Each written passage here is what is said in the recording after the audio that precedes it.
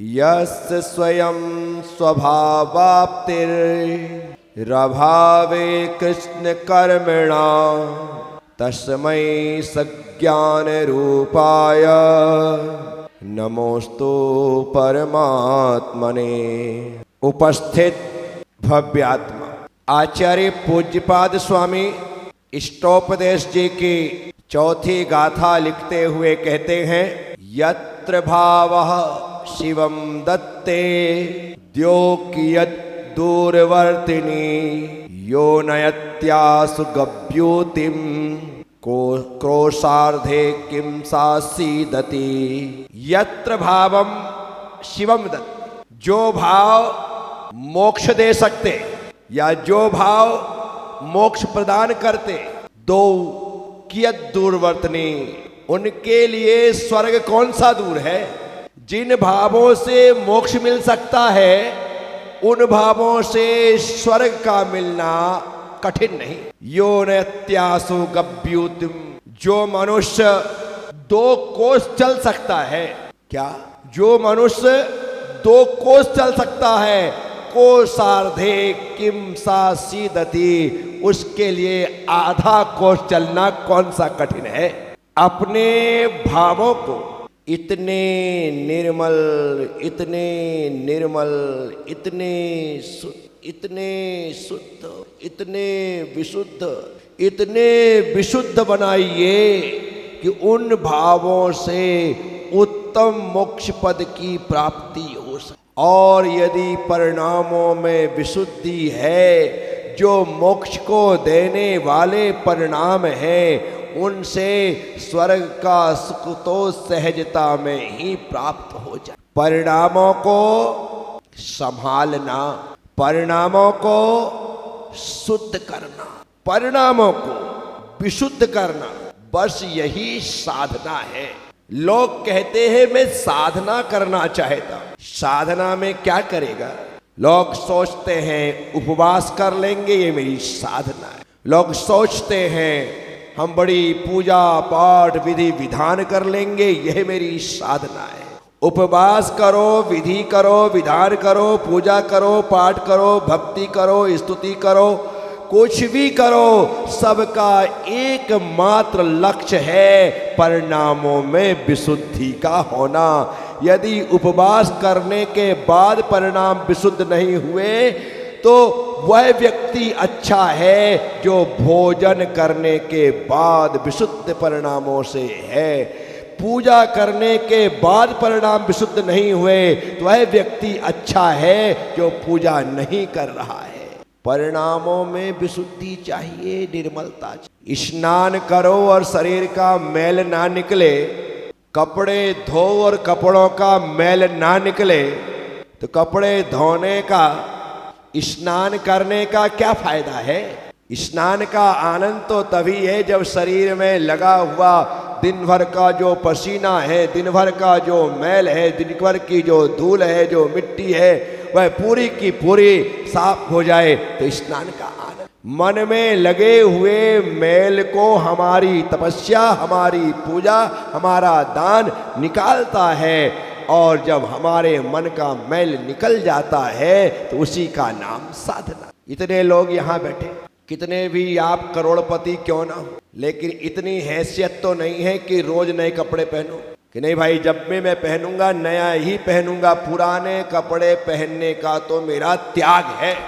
कितने भी आप लाड साहब हो, कितने भी रईस हो, लेकिन रोज नया कपड़ा पहनने वाला व्यक्ति तो आपको ढूंढे ढूंढे नहीं मिले। हाँ, रोज वही ना पहने, लेकिन 2, 4, 8 दिन में उस ड्रेस का नंबर तो 8 दिन में ना सही है, 15-20 दिन में नंबर तो 15 दिन में ना सही, महीने 2 महीने में तो नंबर। तो हम रोज नए कपड़े नहीं पहनते, लेकिन रोज साफ कपड़े पहनते। कैसे पहनते? साफ। अब वो कपड़े साफ कैसे हुए? धोने से। वॉशिंग मशीन है घर में धोने की व्यवस्था है। खुद धो या भाई धोए या वॉशिंग मशीन में धो, कपड़े धुलते हैं। और धुले कपड़े पहनने का भी एक अपना आनंद, अच्छा लगता है, अच्छी फीलिंग। बासे कपड़े पहन करके देखो, गंदे कपड़े पहन करके देखो, और एक साफ सुथरे कपड़े पहन करके देखो। लोग मंदिर में आते हैं ना अभिषेक करने के लिए, जो मंदिर के कपड़े पहनते हैं वो मंदिर के कपड़े मंदिर के ही होते हैं। किसी में बदबू आती है, किसी में सीलन होती है, कोई फटा होता है, कोई पुराना होता है, किसी का दुपट्टा अलग होता है, धोती अलग होती है, वो 17-60 प्रकार के कपड़े। अपने खुद के कपड़े आप रखिए। इतने सारी ड्रेसें आपके पास हैं, क्या घर में जितने जेंट्स हैं क्या सभी के लिए घर में एक एक धोती दुपट्टा नहीं हो सकता? होना चाहिए। कभी आप तीर्थ यात्रा पर जाओ या गुरु दर्शन के लिए जाओ तो अपने धोती दुपट्टे साथ लेकर के जाओ। वहां जाकर के पहना, वहां जाकर के पूछना कि मुझे आहार देना है, अभिषेक करना है, कपड़े मिल जाएंगे क्या? किसी के सामने गिड़गिड़ाने की जरूरत क्या? इतना बड़ा बैग लाद करके गए थे, बड़े बड़े सूटकेस उठा करके गए थे, क्या 2 जोड़ी धोती दुपट्टे भारी पड़ जाते? गुरु दर्शन और तीर्थ यात्रा के लिए जब भी जाए दूसरे कपड़े बाद में रखना, पहले धोती दुपट्टा और एक केसरिया या सफेद जो आहार आदि के लिए साड़ी जरूर रखना कि गुरु के पास जा रहे हैं, इन्हें रख लो। देने मिल जाएगा तो दे देंगे, नहीं तो कोई बात नहीं, वापिस ले आएंगे। कितने कपड़े तुम एक्स्ट्रा लेकर के जाते हो? 4 दिन के लिए जाते हो और 8 जोड़ी लेकर के जाते हो। 1 नाइट रुकना है और 2 नाइट ड्रेस लेके जा रहे हैं। रात एक ही रुकना है और 2 नाइट ड्रेस क्या करेगा भाई? उस स्थान पर धोती दुपट्टे रखो। फटे हुए कपड़ों से कभी आहार देना नहीं, फटे हुए कपड़ों से कभी भी अभिषेक नहीं करना चाहिए। गंदे मैले कपड़ों से कभी भी अभिषेक और नहीं करना चाहिए, आहार नहीं देना चाहिए। किसी ने 16 पहन रखा है और आपको भी आहार देने का मन है तो उससे कह दिया तू 1 गिलास दे करके मुझे कपड़े दे दे, तो शरीर में पहने हुए कपड़े यदि आप उतारते हैं तो उतारने के बाद वो कपड़े शुद्ध नहीं बचते हैं। जैसे ही शरीर से उतरेंगे वो कपड़े अशुद्ध हो जाएंगे, तो आप उतार करके दूसरों को नहीं दे सकते। आपने पहन लिया, पहनने के जब तक आपने पहना है तब तक वो शुद्ध है, जैसे ही कपड़े उतरेंगे कि अशुद्ध हो जाएंगे। 16 के वस्त्र पहन करके आप सो नहीं सकते। यदि आपको लगा कि थोड़ा टाइम है अभी तो बाहर उठने में, चलो मैं पीछे चेयर में बैठ करके प्रवचन सुन लेता हूँ, और सुनते सुनते सो गए, तो कहते हैं कपड़े सोने मात्र से अशुद्ध हो जाते हैं। जैसे ही आपकी नींद लगी 16 के कपड़े अशुद्ध हो गए, क्योंकि आपकी काया जो है अब वह शुद्ध बुद्ध में नहीं है। इस कारण से उस पे पहने हुए कपड़े भी शुद्ध नहीं। आप यदि कपड़े पहन करके आए हैं 16 के तो बीच बीच में मत घुसिए, जबरदस्ती बीच में घुस करके नमोस्तु करने की इच्छा मत करिए। आपको नमोस्तु बाद में कर लेना है, लेकिन लोगों को बिल्कुल भी शांति नहीं होती है। 16 पहन करके वो 17 के लोगों के बीच में घुस जाते हैं और फिर ऐसे बचते हैं, कहीं ऐसे बचते हैं। कोई बच रहा है क्या? काजल की कोठरी में कैसो भी सयानो जाए, काजल को दाग लागे है सो वो छुल जाएगा। आपको बीच में घुसने की आवश्यकता, आपको नीचे देख करके चलना है। कहीं कोई कपड़ा ना पड़ा हो, कहीं कोई मैट ना बिछी हो, कहीं कोई जूते चप्पल ना हो। आप जूते चप्पल से टकरा गए, अशुद्ध हो गए। आप मैट में पैर रख गया, आप अशुद्ध हो गए। आपने रास्ते में पड़ा हुआ कपड़े पर पैर रख दिया, आप अशुद्ध हो गए।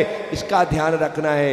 नीचे देख करके चलो। मुझे पड़गाने के बाद आंख से अंधे नहीं होना है, अपितु और 2 के स्थान पर 4 आंख वाले बनना है। पूरी तरह से नीचे देखते हुए चलना है, कहीं कोई गंदगी ना हो, क्योंकि तुम्हारे यहाँ पर गलियां हैं और गलियों के राजा घूमते रहते हैं, और वो राजा हैं इसलिए कहीं भी कुछ भी कर सकते हैं। परंतु आपको ध्यान में नीचे देखते चलो, एकदम भागो मत, दौड़ो मत, कहाँ क्या गंदगी है उसे देखते हुए चलना है। यदि आपका पैर पड़ गया तो आप सोचो हम वहाँ पैर धो लेंगे, नहीं, गंदगी पर पैर पड़ने से आप अशुद्ध हो जाएंगे। क्या हो जाएंगे?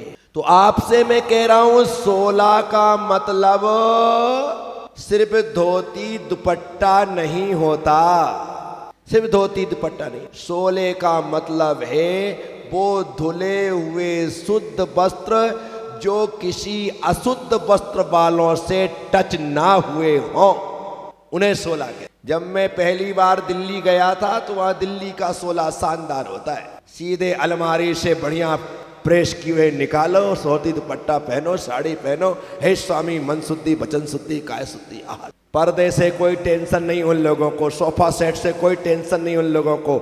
ये ऐसा उस समय 2000, अब क्या हुआ मुझे पता नहीं, लेकिन ऐसा चलता था। मुझे बिल्कुल भी रास नहीं आता, लेकिन दिल्ली वालों की एक खासियत होती है, आहार देने के पहले वो कुछ खाते नहीं। बिल्कुल, आज चौके में लगना है तो गुरुदेव को आहार देने के बाद ही भोजन पानी होगा। ये सबसे बड़ी विशेषता दिल्ली वालों की होती है।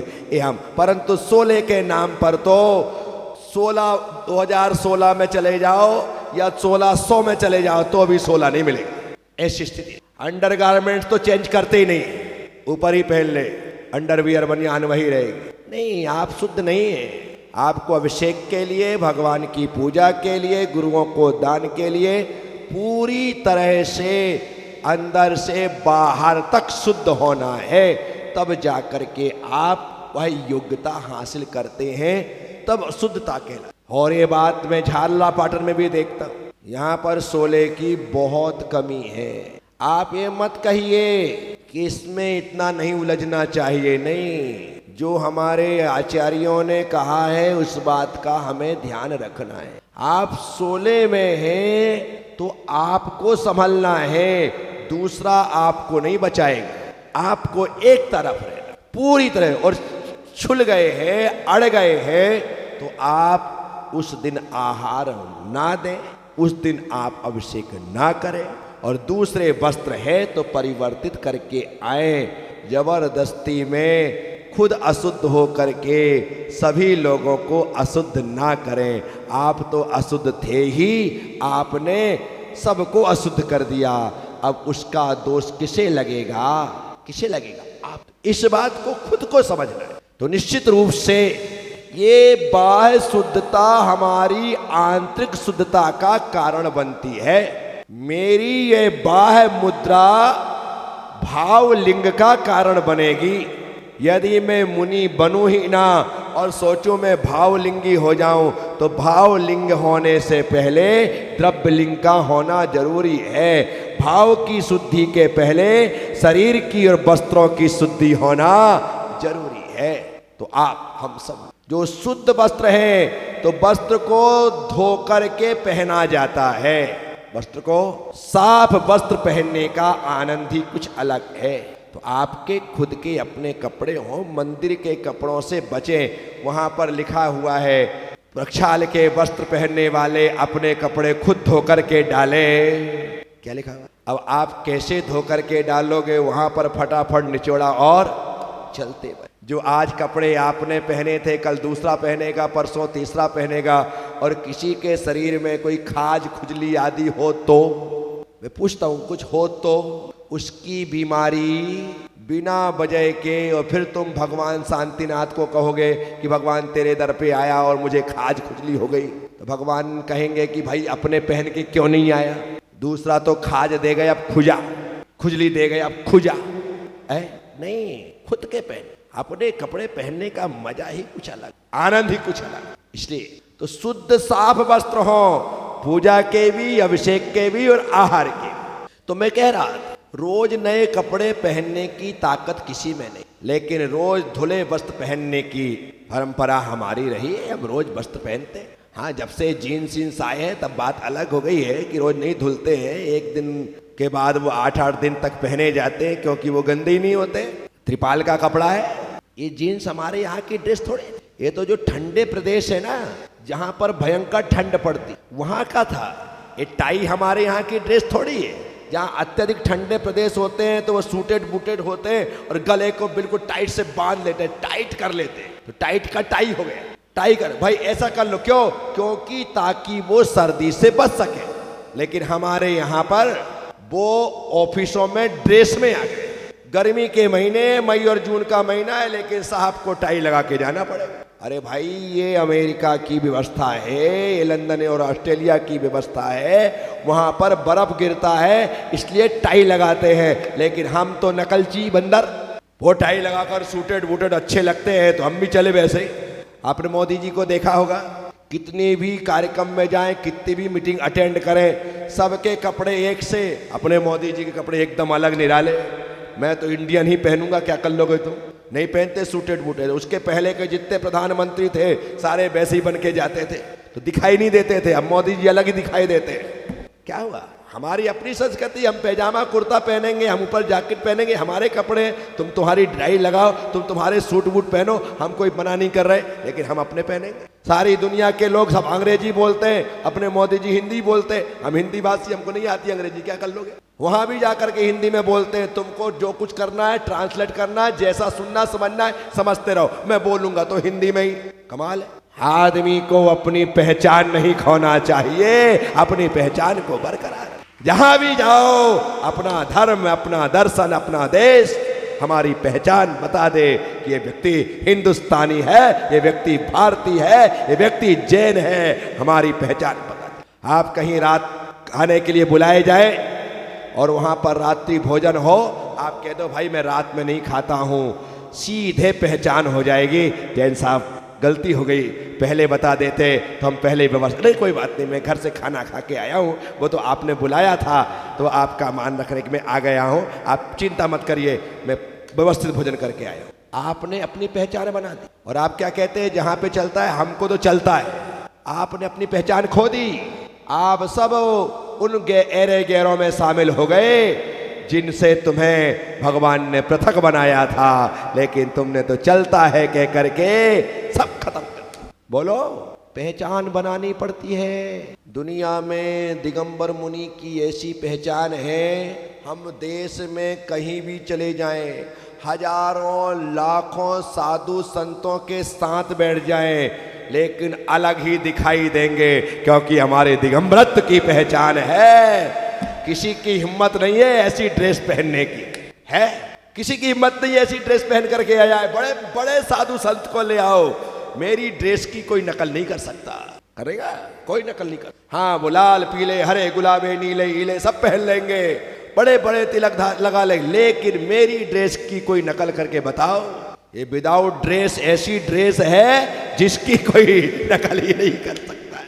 अद्भुत ड्रेस पहन रखी हमने, सबसे अच्छी ड्रेस है हमारी। सबसे बड़ी बात तो ये है कि कभी फटती नहीं। दूसरी बात ये है कि कभी गंदी नहीं होती। तीसरी बात ये है कि कोई कभी हमसे मांगता नहीं कि भाई दे दो मुझे शादी में जाना है। कोई नहीं मांगता साहब कि मुझे थोड़े भाई तुम्हारे कपड़े अच्छे लग रहे हैं। तुम्हारी साड़ी मांग सकती है महिलाएं कि भाई ऐसा है आप कौन नया खरीदे, यही वाले दे देना, तो तुमसे मांग के जा सकते हैं। लेकिन मेरी ड्रेस कोई मांगते नहीं है, सिर्फ मुझसे अभी तक इन दो लोगों ने मांगी, इन दो ही ने मांगी, और देखो स्टेज पे आकर के बैठ गए। तो मैं तो कहता हूँ भाई इससे अच्छी, आज मुझे मुनि बने 35 साल हो गए, आज तक मेरी ड्रेस का कोई खर्चा ही नहीं हुआ, कोई खर्चा नहीं। ऐसी सदाबहार ड्रेस है कि कभी हर जगह ये मैचिंग में आ जाती है, समझ रहे? तो मैं आप सबसे कहता, तो सबके पास इतनी हिम्मत नहीं है कि वो रोज नए कपड़े पहने, लेकिन रोज साफ कपड़े पहन सकते। कैसे पहन सकते? साफ। बस ये उदाहरण में आपको दे रहा हूं, ये उदाहरण दे रहा कि हमें अपने तन को ही नहीं, अपने मन को भी रोज साफ करना है। तन का ही स्नान नहीं, अपने मन का भी रोज स्नान करवाना है, उसे भी साफ करो। जिस बाथरूम में आप नहाते हो उस बाथरूम को भी 2-4 दिन में साफ कर ले, 2-4 दिन में साफ। और कभी मेहमान आने वाले हों तो फिर तो कहना ही क्या, बिल्कुल रगड़ रगड़ करके सारी टाइल से लेकर के पूरा साफ कर देंगे। मेहमान आने वाले साहब, उसको अपनी इमेज का सवाल है। नहीं तो वो कहेगा यार इनको तो बाथरूम ही इतना गंदा है, भले उसका खुद का गंदा हो, लेकिन वो तुम्हारे यहाँ छोड़ेगा नहीं। उसे साफ कर। तो जो बाथरूम हमारे तन को साफ करता है हम उसकी भी सफाई करते हैं। मैं आप सबसे कह रहा हूं अपने मन की सफाई, अपने अपने बैठ अकेले दो घड़ी, बैठ अकेले दो घड़ी, भगवान के गुण गाया कर, बैठ अकेले दो घड़ी, भगवान के गुण गाया कर, बैठ अकेले, बैठ अकेले दो घड़ी, भगवान के गुण गाया कर, बैठ मन मंदिर में ए जिया, मन मंदिर में ए जिया, मन झाड़ू रोज लगाया कर, झाड़ू रोज लगाया कर, बैठ अकेले दो घड़ी, भगवान के गुण गाया कर, मन मंदिर में ये जिया, झाड़ू। मन को साफ करना जरूरी है और मन की सफाई से, पूजा से, पाठ से, भक्ति से, धर्म से, ध्यान से ही होती है। हमने यदि ये सब कर लिया तो हमने अपने मन को साफ कर लिया है। इसीलिए प्रतिदिन यदि हमसे कहा जाता है कि मंदिर जाओ, क्यों कहा जा रहा है? मंदिर जाने का मतलब है बेटा नहा के आओ। मंदिर जाने का मतलब बाथरूम में शरीर का स्नान होता है और मंदिर में मन का स्नान होता है। इसलिए हमारी माँ जिद करके मंदिर भेजती थी कि मंदिर जा। हम समझते थे तो पीछे ही पड़ी रहती।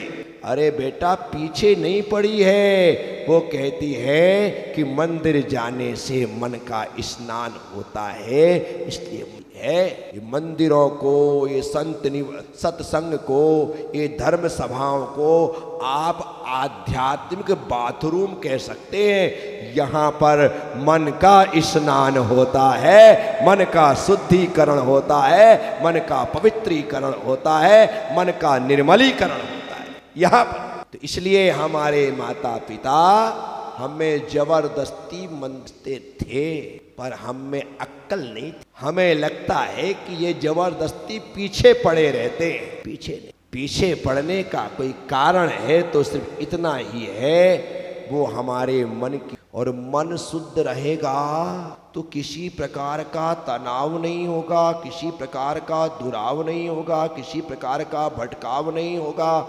ये सब वजह है। इसी कारण से मंदिर में जाकर के 2 मिनट में ऐसी एनर्जी की प्राप्ति हो जाती है, एकदम सुकून मिल जाता है, अपने आप एक आनंद हमारे भीतर समाहित इतना काम करता है। इसीलिए सभी काम छोड़ करके मंदिर जाना। एक बात है, 100 काम छोड़ के नहाओ, 1000 काम छोड़ के खाओ, लाख काम छोड़ करके दो और करोड़ काम छोड़ करके लो। ये सूत्र है।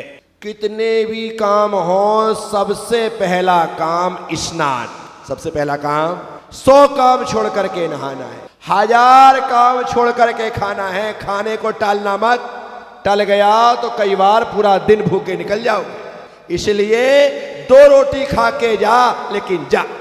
1000 काम छोड़ के खाना। टाइम कितना लगता है? बड़ा मुश्किल से 2-5 मिनट में तो लोग उठ जाते हैं कि हो गया खाना। 2 रोटी खाना था, 3 रोटी खाना था, फटाफट खाए बाहर। इतना टाइम तो तुम्हें गाड़ी निकालने में, बाहर स्टार्ट कर में, बाहर जाने में, लैपटॉप उठाने में, बाहर टाइम लग जाएगा। तो आपको 2 मिनट उसमें और प्लस खाने का। तो 1000 काम छोड़कर, लाख काम छोड़ करके देने का वक्त आए तो ये मत कहना कि कल आना कल दूंगा। हमारे ज्ञानियों ने कहा लाख काम छोड़ दे और देने का वक्त आया है तो दे, क्योंकि सामने वालों ने तुम्हें इतना बड़ा माना है, देने के योग्य समझा है। जब इस योग्यता को उन्होंने तुम में देखा है तो निश्चित तौर पर सामने वालों का मान रखते हुए अपनी हैसियत के अनुसार उन्हें देना चाहिए। 1 लाख नहीं दे सकते कोई बात नहीं, 1000 दे सकते हो, 1000 ही दे दो। तुम्हारा 1000 उनके बैग में रखे हुए 99,000 को 1 लाख बना देंगे। इसलिए जितना दे सकते हो उतना देना। लाख काम छोड़ करके दे और करोड़ काम छोड़ करके लेना। करोड़ काम छोड़ करके क्या लेना है? रुपया पैसा नहीं, भगवान का नाम। क्या लेना है? नहीं तो तुम कहो कि कोई देने आया है तो सब काम छोड़ के ला भाई पहले दे। नहीं, भगवान का नाम। क्या लेना है? करोड़ काम छोड़ करके भगवान का नाम लिया जाना चाहिए, भगवान का भजन करना चाहिए, भगवान की भक्ति करना चाहिए। ये अवसर हमें मिला है तो सभी काम छोड़। ऐसे जीवन में इतने महत्वपूर्ण काम नहीं है कि हम भगवान की भक्ति छोड़ दें, दान देना छोड़ दें। ये सबसे महत्वपूर्ण काम। मैं आप सबसे मंदिर आने की जो परंपरा है वो सिर्फ इतनी ही है और इसलिए ही है ताकि यहाँ पर आकर के हमारे मन का शुद्धिकरण। मंदिर आओ, भगवान का अभिषेक करो, भगवान की पूजा करो। सौभाग्य है कि हमें यह मनुष्य का शरीर पुरुष की पर्याय प्राप्त हुई कि जो हम इन सब प्रक्रियाओं को बड़े आनंद से भर करके कर सकते हैं। जब योग्यता है, क्षमता है, तो इस कार्य को करना चाहिए। कितने लोगों को अवसर मिलते हैं, लेकिन कितने लोग हैं जो उस अवसर का फायदा लेते। ज्यादातर लोग तो कहते नहीं यार, आज इच्छा नहीं हो रही है, आज मन नहीं कर रहा है, आज भाव नहीं हो रहे हैं, आज तो तबीयत ठीक नहीं लग रही है, आज नहीं कल कर लेंगे। अरे कल ही तो किया था, अब क्या है आज करना बार बार, अभी तो हो तो गया ना। ऐसा भी बोला करो, कल ही तो खाया था, आज क्या खा। भोजन के लिए तैयार हो और भजन के लिए प्रभु भजन को आलसी, भोजन को तैयार। तुलसी ऐसे नरन को बार बार धिक्कार। क्या कहा? प्रभु भजन को आलसी, भोजन को तैयार, तुलसी ऐसे नरन को बार बार धिक्कार। जो भोजन के तो तैयार है लेकिन भजन के लिए तैयार नहीं है, ये धिक्कारने के योग्य लोग हैं। इनको किसी प्रकार का बहुमान सम्मान नहीं मिलना चाहिए। साथियों, अवसर का लाभ लेना सीखो। मौका मिला है, खड़े होकर के अभिषेक देख ही रहे थे, धोती दुपट्टा पहन करके आ जाओ, करने भी मिल जाएगा और देखने भी मिल जाएगा। करने में डबल फायदा, करने भी मिलता है और देखने में सिर्फ एक ही फायदा, सिर्फ देखने मिलता है, करने नहीं। तो बनिए के बेटे हो, डबल फायदा देखा करो कि भाई यदि डबल फायदा हो रहा है तो मुझे तो डबल फायदा लेना है। तो यही समझदारी। तो रोज रोज मंदिर आना, मन को स्नान कराना, भगवान का अभिषेक करना, बढ़िया साबुन लगा करके, शैम्पू लगा करके नहाना है। क्या? दर्शन में सिर्फ जल स्नान, अभिषेक में साबुन शैम्पू सब हो गया। पूजन कर ली तो आपने पूरा बढ़िया क्रीम व्रीम लगा करके, परफ्यूम लगा करके आप तैयार हो गए हो। ये पूजा हो। क्या हो गई? इसलिए 3 प्रक्रिया, दर्शन, अभिषेक और पूजा। दर्शन में सिर्फ जल से स्नान, अभिषेक में साबुन शैम्पू से स्नान, और पूजा में आप पूरी तरह से तैयार हो गए। साफ सुथरे वस्त्रों को पहन करके, क्रीम लगा करके, परफ्यूम लगा करके, डिओ डाल करके, हाँ पूरा परिपूर्णता चाहिए। मैं तो तुम जो करते हो ना उसी की उदाहरण देता हूं ताकि तुमको सीधे सीधे समझ में आ जाए। मैं दूसरे उदाहरण भी दे सकता हूं, परंतु नहीं, जो तुम्हारे साथ घट रहे हैं उनको दो तो बात जल्दी समझ में आती है। इसलिए आप सब लोग ऐसे भाव करिए, ऐसे भाव करिए कि वो भाव हमारे मोक्ष के कारण बन हमारे, और जो भाव मोक्ष के कारण होंगे उनसे स्वर्ग का सुख मिलना कोई बहुत बड़ी बात नहीं है। 5 पांडवों के नाम सुने आप? क्या नाम थे? राम, लक्ष्मण, ओ सॉरी मैं भूल जाता हूँ, क्या बुढ़ापा आ गया ना। हाँ, क्या? भीम, अर्जुन, कर्ण, युधिष्ठिर और नहीं भाई, मैं को याद करा दो, मुझे याद करा दो प्लीज। युधिष्ठिर, भीम, अर्जुन, नकुल और सहदेव, ये कितने पांडव थे? 5 ने दीक्षा ली, 5 ने, और 5 ने तपस्या की शत्रुंजय पर्वत पर। कहां पर? शत्रुंजय पर्वत पर 5 तपस्या कर रहे। कैसे कर रहे? खड़े होकर। कैसे कर रहे? तपस्या में रत हैं 5 पांडव, और इस बीच उन पर उपसर्ग हुआ। लोहे के कड़े गरम करके उनके हाथ, पैर, गले आदि सर्वत्र शरीर में पहना दिए गए। जब पहना दिए गए तो शरीर जलने लगा। युधिष्ठिर, भीम और अर्जुन ने तो शरीर के जलने के साथ साथ कर्मों को जला करके राख कर दिया और मोक्ष प्राप्त कर लिया। कहां चले गए? लेकिन नकुल, सहदेव कर्मों को जलाने में नाकाम रहे। क्या रहे? नाकाम रहे। उनके कर्म जल नहीं पाए तो 33 सागर के लिए उन्हें सर्वार्थ सिद्धि जाना पड़ा। कहाँ जाना पड़ा? अब जो मोक्ष जा सकते थे, यदि उन्होंने सर्वार्थ सिद्धि पा ली तो कोई आश्चर्य वाली बात। वे 2 भी जा सकते थे, लेकिन वैसे परिणाम अंत में नहीं हो पाए कि कर्म जल जाते, तो उन्हें 33 सागर के लिए सर्वार्थ सिद्धि में अटकना पड़ा।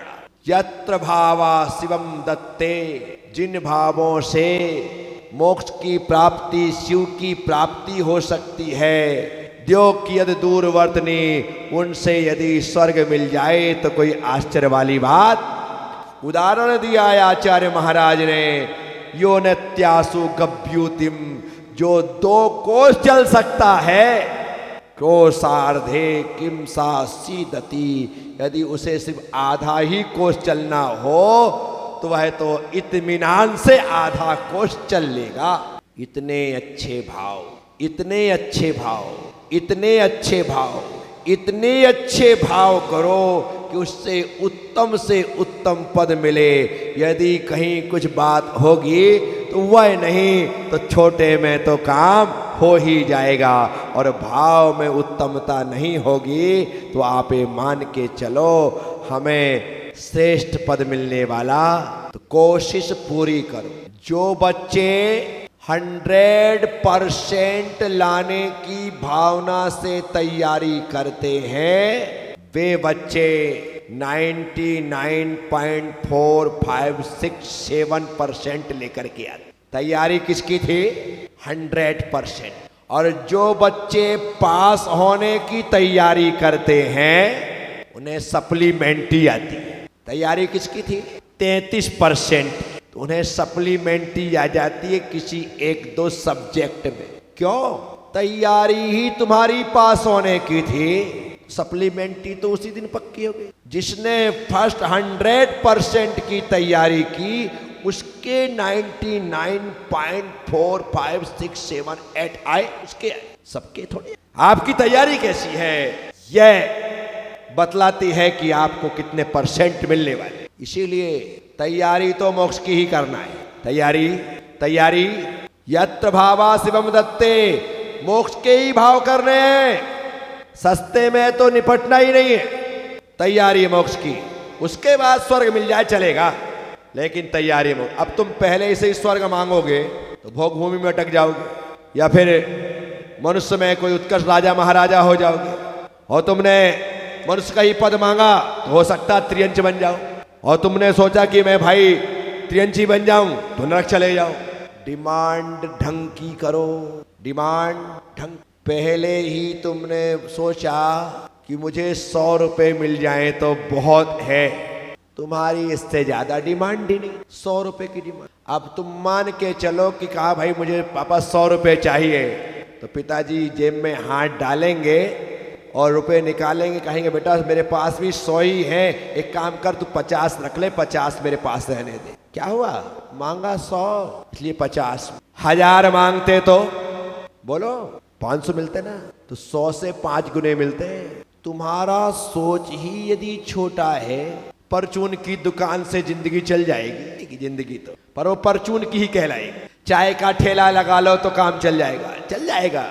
चाय के ठेले को कैफे में बदल दे, दुकान को मॉल में बदल दे, इतना ही तो करना है। एक व्यक्ति सोचता है कि मैं बिग बाजार सुपर मार्केट बनाऊं, एक व्यक्ति सोचता है कि उस मार्केट में मुझे एक दुकान मिल जाए। सोच देखो, जिसने बड़ा सोचा उसे बड़ा मिला, जिसने छोटा सोचा उसे छोटा मिला। जो जैसा सोचेगा उसे वैसा मिलेगा। आप कहोगे महाराज श्री मेरी औकात ही नहीं है, तो मैं कैसे सोच लूं सुपरमार्केट बनाने का। औकात पैदा कर, पैदा कर, हाथ पैर मारना शुरू कर, तब तेरी औकात भी हो जाएगी। कोई छप्पर फाड़ के मिलने वाला नहीं है। जिसकी औकात नहीं थी ना, उसका नाम था धीरू भाई अंबानी। एक पेट्रोल पंप में पेट्रोल भरता था। पेट्रोल, ये कोई बाबा आदम के जमाने की कहानी नहीं है। अभी हमारे सामने ही उनकी डेथ हुई, जिन्होंने कहा था कर लो दुनिया, कर लो दुनिया। आज हकीकत में पूरी दुनिया उन्होंने मुट्ठी में कर ली। कहां पर ऐसा है जहां उनका काम नहीं है? अनिल अंबानी, मुकेश अंबानी। तो भाई दोनों में कितना अंतर है? एक कर्जदार है? आप विचार करो, एक व्यक्ति 1 सेकंड में 5 लाख रुपया कमाता है। अंबानी की पर सेकंड की कमाई 5 लाख रुपए सेकंड की। मिनट की 6 पंचे 30, कितना हो गया? 1 मिनट में 3 करोड़। मिनट की बात कर रहा हूं। अब उससे घंटे से मल्टीप्लाई कर दो, लगाते रहो, तुम ही लगाना, मुझे लगाने की जरूरत नहीं है। घंटे में फिर दिन में आ जाना, कितनी इनकम हो गई? क्या है? विजन बड़ा है, सोच बड़ा है। उस बड़े सोच को लेकर के चले तो आज इतनी ऊंचाई पर। हमें अपना सोच बड़ा करने की आवश्यकता है। जितना बड़ा सोच होगा हम उतना बड़ा काम कर सकते हैं। हमारा सोच ही छोटा है तो आप बड़ा कैसे करेंगे? नहीं कर सकते। हर फील्ड की बात कर रहा हूं मैं, सिर्फ व्यापार बिजनेस की बात नहीं कर रहा हूं। मैं तो धर्म और अध्यात्म की बात भी कर रहा हूं, मैं मंदिर और तीर्थों की बात भी कर रहा हूं। आपका विजन, आपका कंसेप्ट एकदम विराट होना चाहिए। अपने आप उस लक्ष्य को हासिल करते हैं। जो मैच होते हैं ना, पहली टीम बिना टारगेट के खेलती है, बिना टारगेट। बस उसका ये सोच है कि भाई स्कोर अच्छा होना चाहिए, और सामने वाली टीम ये सोच करके खेलती है कि इनको स्कोर बड़ा नहीं करने देना। बस इतना ही उनके साथ सोच है। वो सोचते हैं बड़ा स्कोर बनाना है, और सामने वाला सोचते हैं कि जल्दी आउट करके ही बड़ा स्कोर नहीं बना देने देना है, ताकि चेस करने में तकलीफ ना हो। लेकिन पहली टीम के जो ओपनर होते हैं, यदि बेढंग से 15 ओवर खेल जाए और यदि शतक लगा दिया दोनों ने, तो ये मान के चलो कि टीम जो है वो 350 प्लस और हो सकता है 400 टच करते हुए स्कोर देख। अब 400 का यदि स्कोर मिला है, 350 प्लस का मिला है, तो अब जो टीम आएगी खेलने के लिए मैदान में, उसके दिमाग में पहले से है क्या कि प्रत्येक ओवर में 1 चौका 1 छक्का तो चाहिए ही चाहिए, तभी जाकर के रन चेस हो सकता है, अन्यथा नहीं हो सकता है। उसके पास लोड भी है, उसके पास सामने एक गोल भी है। मैं आप सबसे कहता हूं, एक गोल बना के चलो, एक टारगेट बना करके चलो कि मुझे उस तक पहुंचना है, उसे टच करना है। निश्चित तौर पर आपके भीतर जुनून पैदा होगा, आपके भीतर कुछ करने की इच्छा पैदा होगी, और आप उसे पाने की कोशिश करेंगे, क्योंकि आपके सामने 400 का टारगेट, और टारगेट के लिए मेहनत करनी पड़ेगी। माना पीछे रह जाओ, अब की बार 400 पार नहीं पहुंच पाए, बोला था ना मोदी जी ने, अब की बार नहीं पहुंच पाए, लेकिन टारगेट तो था। अब ये पता चल गया कि कहां खामियां थी, कहां गलतियां हुई है, किस कारण से हम वहां तक नहीं पहुंच पाए। अब उस पर फील्ड वर्क होगा, और पहले ही से सोच के चले कि सरकार तो बनना ही है, जितनी भी आए अपनी ही होना है, नहीं, एक टारगेट बना करके चलना पड़ता है। साथियों, यो भावा शिवम दत्ते, मोक्ष के भाव बना करके चलो कि इतने उत्कृष्ट भाव हों कि उन भावों से मुझे मोक्ष की प्राप्ति हो, और मोक्ष ना मिले तो स्वर्ग तो मिलेगा ही मिलेगा।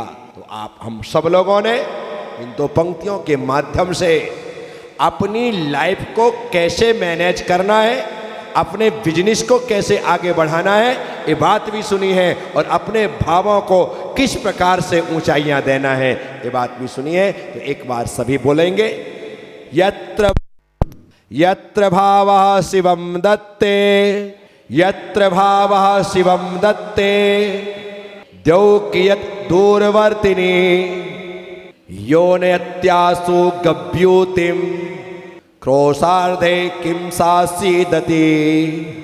बोलो 24 तीर्थंकर भगवान की। ओम नमः।